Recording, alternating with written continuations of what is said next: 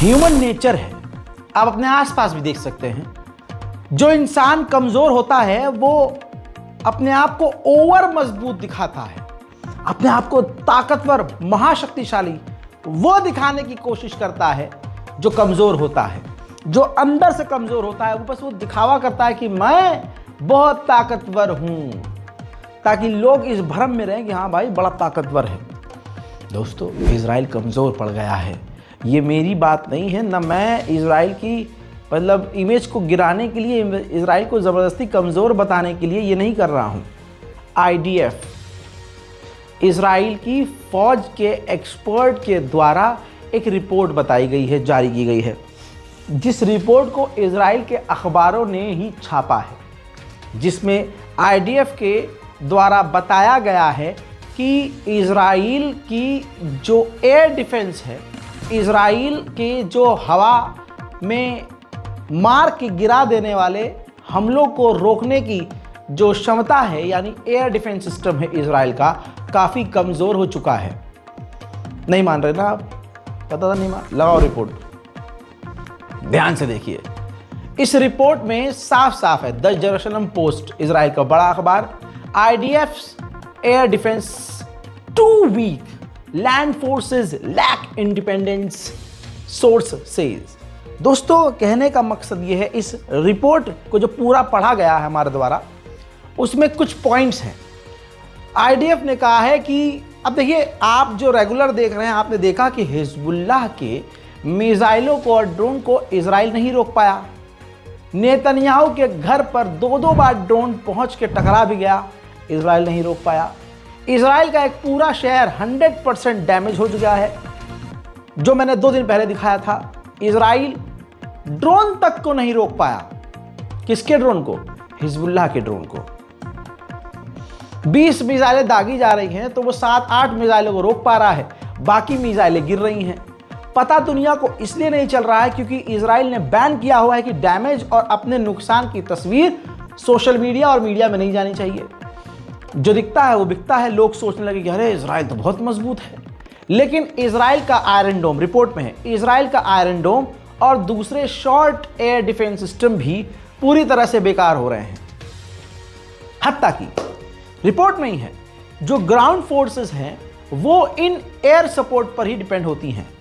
जैसे ही ये कहीं घुसती है IDF और जैसे ये हारना शुरू करती है, जैसे हारती है या इन पर हमला होता है, तो ये अपने साथ एक एयर डिफेंस सिस्टम लेकर चलते हैं, जिससे इनके ऊपर आने वाले ड्रोन और रॉकेट को ये मार गिरा देते हैं।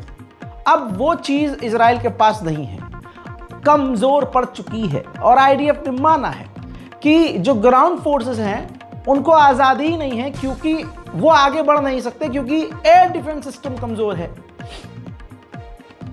उनके पास आर्म व्हीकल्स तक की, हमर गाड़ियों की भी कमी है। इजराइल ने ही ये बात कही है भाई, मोहम्मद रजा नहीं कह रहा है आपसे। साथ ही रिपोर्ट में यह भी खुलासा हुआ है कि इजराइल किसी भी भविष्य में आने वाले, अगर मतलब ये मान लीजिए कि अगर हमास अभी हमला कर दे, हिजबुल्लाह तगड़ा हमला कर दे, या ईरान अपना पहले जैसा ही हमला, उससे बड़ा नहीं, वैसा ही हमला कर दे, तो इजराइल बुरी तरह से डैमेज हो जाएगा, बहुत नुकसान होगा। अब यही डर IDF ने जताया है। एक्सपर्ट ने कहा है कि इजराइल की सेना को और मजबूत होना पड़ेगा, क्योंकि वो अपने ऊपर नहीं, एयर डिफेंस सिस्टम के ऊपर डिपेंड है। किसी इलाके में घुसने के लिए अब उनके पास आर्म व्हीकल्स और हमर जैसी गाड़ियों की कमी पड़ रही है। इजराइल को मजबूत होने के लिए अब इन तमाम कमियों को पूरा करना पड़ेगा। यानी इजराइल इस वक्त ये शोर मचा रहा था कि ईरान कमजोर है। मेरे दोस्तों, ईरान को कमजोर करते करते इजराइल खुद ही कमजोर हो गया। ऑस्ट्रेलिया के अंदर इजराइल का जो कॉन्सुलेट है, दफ्तर है, 2 अनजान लोगों ने उसके अंदर घुसकर हमला किया और आग लगा दी। सिर्फ इतनी ही खबर है, इसके आगे क्या हुआ, हमलावरों के साथ क्या हुआ, अभी कोई इनपुट नहीं है, लेकिन वीडियो ये है।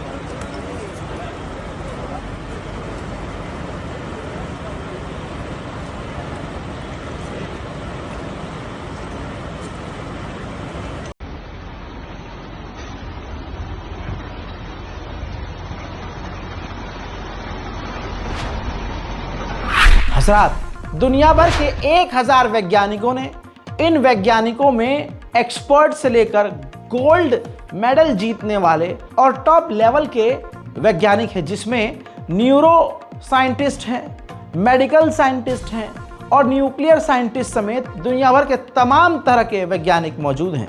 सबने मिलकर इसी वक्त अंतर्राष्ट्रीय संगठनों से मांग की है कि इजराइल जेनोसाइड कर रहा है, इसको यानी इजराइल को इसी वक्त रोकना होगा। कल मैंने आपको बताया था कि नेतन्याहू ने इजराइल की अपनी कोर्ट से रिक्वेस्ट की है कि मेरे ट्रायल को छोटा कर दिया जाए, जो सुनवाई हो रही है उसको कम से कम वक्त में ख़त्म कर दिया जाए। इजराइल की कोर्ट ने नेतन्याहू को झटका देते हुए उसकी रिक्वेस्ट को रिजेक्ट कर दिया है। हालात चेंज हो रहे हैं, अल्लाह की लाठी में आवाज़ नहीं है, जुल्म एक दिन थक जाता है। ऑस्ट्रेलिया एक ऐसा देश है जो कभी भी इजराइल के खिलाफ वोट नहीं करता, बल्कि ऐसी स्थिति बनती है तो वो एब्सेंट हो जाता है, गैर हाजिर हो जाता है, न हाँ भरता है न ना भरता है। लेकिन यूएन में पहली बार इजराइल के खिलाफ जब वोटिंग हुई तो इतिहास में पहली बार ऑस्ट्रेलिया ने इजराइल के खिलाफ वोटिंग की है। इजराइल के सेटलमेंट की एक ऑर्गेनाइजेशन है, दफ्तर है, जो फिलिस्तीन के ज़मीन पर बनी हुई है। वो पूरी कंपनी, वो पूरी टीम, वो पूरी ऑर्गेनाइजेशन फिलिस्तीन के ज़मीन पर कब्जा करके उन्होंने अपना दफ्तर बनाया हुआ है और वो ऑर्गेनाइजेशन इजरायली वहीं से काम करती है। नॉर्वे भी उससे जुड़ा हुआ था, दुनिया भर के तमाम बड़े देश उससे जुड़े हुए थे, लेकिन नॉर्वे अब उस संगठन से दूर हो गया है, उस ऑर्गेनाइजेशन से दूर हो चुका है।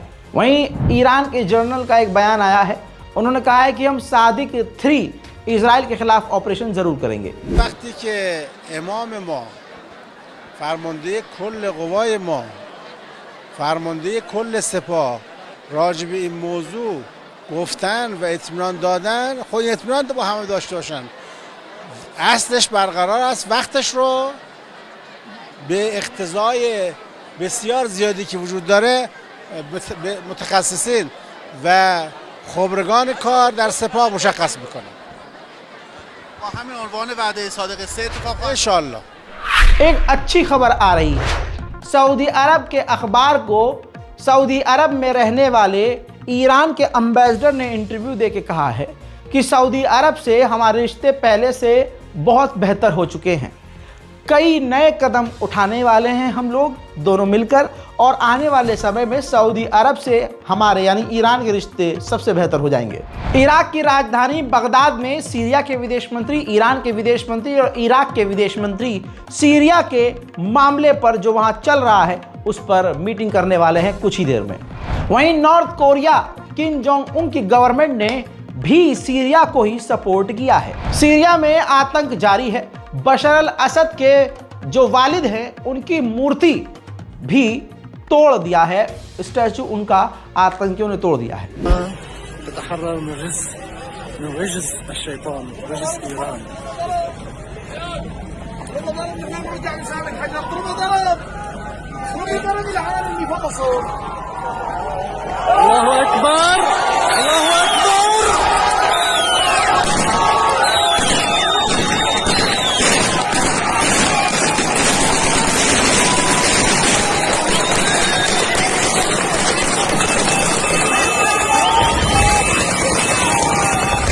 सबसे बड़ा इनपुट, सबसे बड़ी खबर यह है प्रूफ, रूस का एक कार्गो जहाज हथियारों से भरा हुआ सीरिया पहुंच गया है।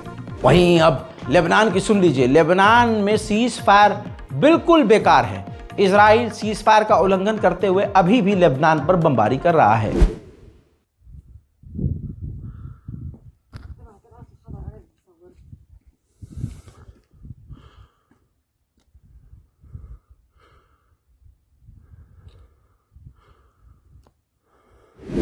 सिर्फ इतना ही नहीं, लेबनान में अभी भी इजराइल लेबनीज के मकानों को तोड़ रहा है। यह कैसा सीज फायर है?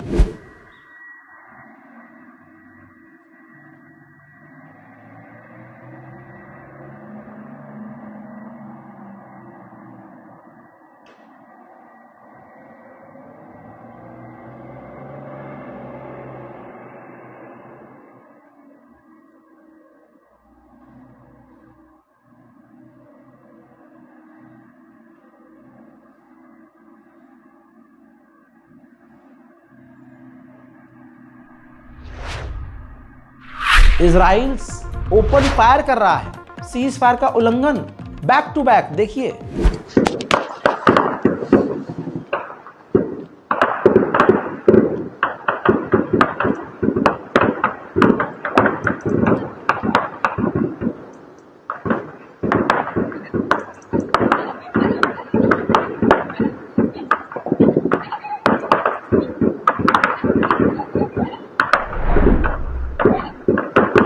ये कैसा सीज फायर है भाई? इजराइल तो सब कुछ कर रहा है।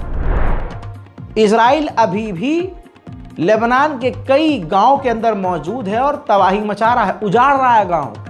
Latest visual.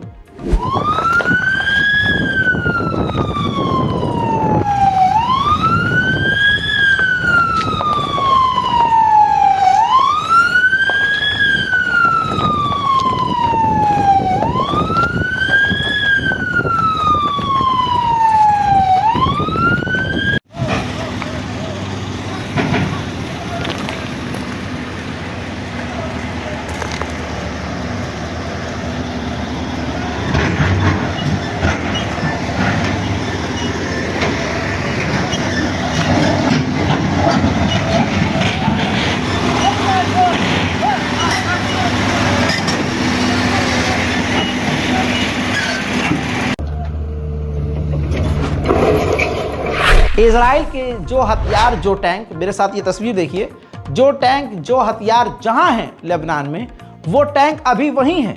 यानी इजराइल की सेना अभी 1 इंच भी पीछे नहीं हटी है। इजराइल अब तक 129 बार 129 टाइम्स इस एग्रीमेंट का, सीज फायर का उल्लंघन कर चुका है।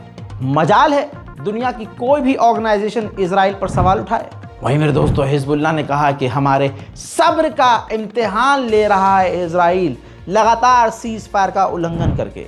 ईरान में बैठे हिजबुल्लाह के नए लीडर ने कहा है कि हमने $50 मिलियन लेबनान के उन परिवार वालों को बांटे हैं जो इजराइल की बमबारी में शहीद हुए हैं। उधर विजुअल ये है कि मेरे साथ देखिए, नेदरलैंड में सैकड़ों पाबंदियों के बाद, सख्ती के बाद भी फिलिस्तीन के समर्थन में लोग सड़कों पर प्रदर्शन कर रहे हैं। गजा के खान यूनिस के इलाके में खाना बांटा जा रहा है, जहां भूखों की लाइन इतनी है कि खाना सबको नहीं मिल पा रहा है।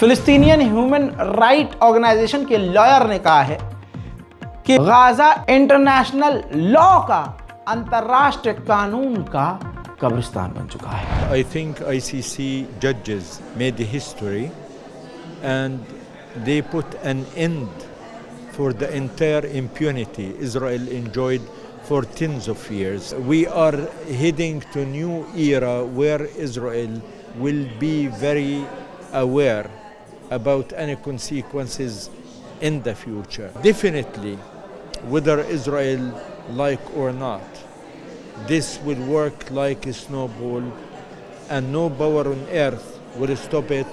Israel will be held. खबर एक और आ रही है, कतर ने हमास और इजराइल के बीच बात करवाना फिर से शुरू कर दिया है। वहीं इजराइल ने साइप्रस को एयर डिफेंस सिस्टम डिलीवर करना शुरू कर दिया है। वहीं मेरे दोस्तों, हूथीज ने ऐलान किया है, जानकारी दी है, लाल सागर में हमने 200 से ज़्यादा शिपों पर हमला किया है और अब अमेरिका के शिप चीन के शिप के पीछे से गुजर रही हैं, उनका कवर लेते हुए। वहीं इजराइल के कट्टरवादी नेता बेंजीवीर ने कहा कि डोनाल्ड ट्रंप को हमारे साथ होना चाहिए गाजा और फिलिस्तीन को खाली करवाने के लिए। साथ ही कट्टरवादी नेता बेंजीवीर ने यह भी कहा कि फ्यूल पूरी तरह से गाजा में रोक देना चाहिए ताकि वहां के लोग सरेंडर कर दें, हार मान लें और गाजा से निकल जाएं। वहीं मेरे दोस्तों, जैसा मैंने आपसे 1 महीने पहले कहा था, जो कहा था वो होता है, लेकिन फिर भी हमें ही देखने वाले कॉमेंट में उल्टी बातें बोलते हैं। अब लीजिए, खाइए मुँह पर थप्पड़। जो मैंने आपसे कहा था देख लीजिए। मैंने कहा था लेबनान पर कब्जा करने की नीयत है इजराइल की। सोचिए, इजराइल के लोग, सेटलर्स, इजराइल की सेना के साथ लेबनान की सरजमीन पर गए। वहाँ उन्होंने लेबनान की सरजमीन पर पोस्टर लगाया और कहा कि लेबनान की ज़मीन हमारी है, हम यहाँ पर कब्जा करेंगे। उधर अमेरिकी जनरल ने ऐलान किया है कि हम बहुत जल्द एक सैन्य ग्रुप बनाएंगे जो लेबनान जाएगी, वो आर्मी हमारी, और लेबनान के फौजियों को ट्रेन करेगी। अमेरिका अमेरिकी लोगों के लिए कुछ नहीं कर रहा है, वो पूरी नौकरी इजराइल के लिए कर रहा है। रिपोर्ट ये है कि अमेरिका के अंदर संसद में एक ऐसा कानून पेश होने वाला है जिसके पास होने के बाद वेस्ट बैंक का जो फिलिस्तीन का इलाका है और जेरूशलम का इलाका, उसको इजरायली नाम से पुकारा जाएगा। वेस्ट बैंक को वेस्ट बैंक नहीं, यानी आप भारतीयों को समझने में दिक्कत नहीं होगी।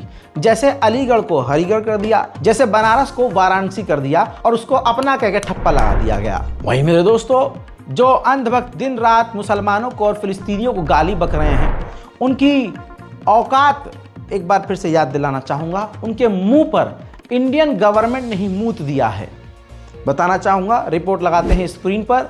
भारतीय पार्लियामेंट के अंदर, इंडियन पार्लियामेंट के अंदर जो भारत के विदेश मंत्री माननीय श्री जयशंकर साहब हैं, उन्होंने कहा कि इजराइल के खिलाफ 13 रेजोल्यूशन पास हुए। हमने उन 13 रेजोल्यूशन में से 10 रेजोल्यूशन में फिलिस्तीन का साथ दिया और हम हर तरह से फिलिस्तीन के साथ हैं। हम चाहते हैं ये जंग जल्द से जल्द खत्म हो। हमने कई बार फिलिस्तीन को मदद भी भेजी है और आगे भेजते रहेंगे। साथ में जयशंकर ने ये भी कह दिया है कि हम चाहते हैं कि ये जंग जितनी जल्दी खत्म हो सो हो, लेकिन 2 स्टेट सॉल्यूशन भी हमारी राय है और हमारी मांग है। यानी फिलिस्तीन की जो मांग है वही भारत की मांग है, जो भारत के मुसलमान और दुनिया भर के मुसलमानों की मांग है वही भारत की इस सरकार, जी हाँ, हैरत में पड़ जाएंगे आप, मोदी सरकार की भी इंटरनेशनल प्लेटफॉर्म पर यही मांग है। भले ही भारत में मस्जिदों के नीचे वो मंदिर तलाश रहे हैं, लेकिन यहाँ पर मंदिर ढूंढने का मकसद सिर्फ इतना है कि हिंदू भाइयों को उन्हें किसी चीज़ का जवाब न देना पड़े। जैसे न वो नौकरी मांगे, न वो शिक्षा मांगे, न वो व्यापार मांगे, न वो महंगाई में कमी मांगे, बस उनको मस्जिद के नीचे मंदिर दिखाकर भीड़ में भेज दिया जाए। यहाँ उनका अपना पर्सनल मफाद है, पर्सनल फ़ायदा है, लेकिन इंटरनेशनल प्लेटफॉर्म पर भारत फिलिस्तीन के साथ खड़ा है। वहीं मेरे दोस्तों, माननीय जयशंकर के लिए आज इज्जत और बढ़ गई है। नेशनल लेवल पर इस वक्त बात नहीं करेंगे, इंटरनेशनल प्लेटफॉर्म के लिए भारत का बिल्कुल रवैया साफ है। माननीय जयशंकर ने यह भी कहा हमास का विरोध करते हुए कि जो हॉस्टेज बनाया है आतंकवादियों ने, यह गलत है। सिविलियंस को नुकसान नहीं होना चाहिए। किसी भी देश को अपने सेल्फ डिफेंस का अधिकार है, यानी गाजा को सेल्फ डिफेंस का अधिकार है और इजराइल को भी सेल्फ डिफेंस का अधिकार है। वहीं माननीय जयशंकर ने कहा कि कुछ भी हो, लेकिन ये याद रखना चाहिए कि मानव अधिकार का उल्लंघन, ह्यूमन राइट का वॉयलेशन नहीं होना चाहिए। इजराइल ह्यूमन राइट का वॉयलेशन कर रहा है, तो ये उसके लिए बोला गया है। और ये कहा गया है कि जो हो दो देशों के बीच, सिविलियंस को नुकसान नहीं पहुंचना चाहिए। वहीं बिल्कुल ट्रांसपेरेंट है भारत। भारत कोई मुस्लिम देश नहीं है, लेकिन भारत का रवैया इस वक्त ऐसा है जैसा कोई मुस्लिम देश भी फिलिस्तीन के लिए इस तरह से नहीं बोल रहा है।